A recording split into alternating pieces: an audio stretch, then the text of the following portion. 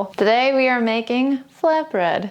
This is perhaps the quickest bread that I make because you don't need yeast. This is a great basic recipe that uses ingredients that you probably have in your kitchen, and it's super easy and quick. You can use it for a variety of meals to go with them, or be like a flatbread that you put like a pizza on top or something like that. I'll show you how. Let's go. To mix up the dough for the flatbread, we'll start with 260 grams of bread flour, though you can use all-purpose flour if you don't have bread flour. The bread flour will just give it an extra bit of fluff at the end. Add 6 grams of baking powder, a pinch of salt, 2 tablespoons of olive oil, 1 teaspoon of maple syrup or sugar, and 175 milliliters of warm water. Mix until the shaggy dough comes together and then knead until smooth. Because this is a basic recipe, it's great for anyone new to baking and cooking to practice simple techniques like kneading dough and using a rolling pin. Everyone kneads dough a little differently based on how it's comfortable for them, but I'll show you my preferred method, and if you're a beginner, maybe it'll help. I start by pushing the ball of dough away from myself with the palm of my hand.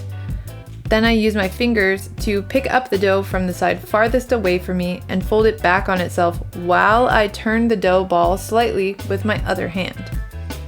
Each time I knead the dough, I'm folding and turning, but most of the work is done with one hand. If you watch my channel, you've probably also seen me kneading dough in a bowl, and I'll rotate the bowl as well. This ensures you're working the whole ball of dough instead of just one portion.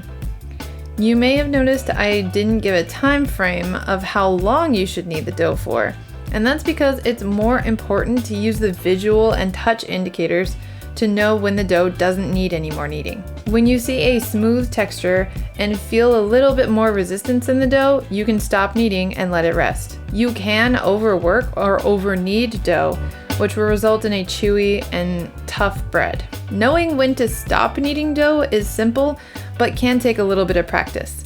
This is also why I wouldn't recommend making breads in a stand mixer if you're new to baking bread and you want to learn. There are things that you'll miss because you won't be able to feel the dough in your hands if it's in a mixer. Don't get me wrong, mixers are great and I use mine all the time, but I also knead dough by hand so that I can feel the dough because I know that the texture matters. Anyway, I digress.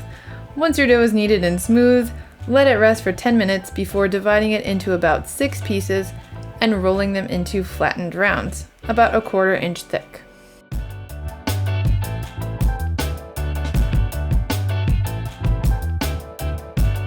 Then we'll toast them up in a frying pan over medium heat until fluffed and slightly browned, around 1 to 2 minutes.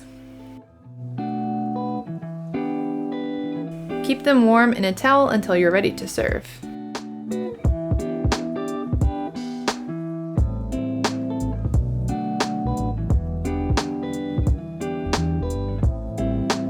Well, I know I like it, but I'm gonna try it anyway. So simple. The best part about this bread is that it is so simple. It's simple to make, no complicated ingredients, doesn't take that much time, and it'll go with everything.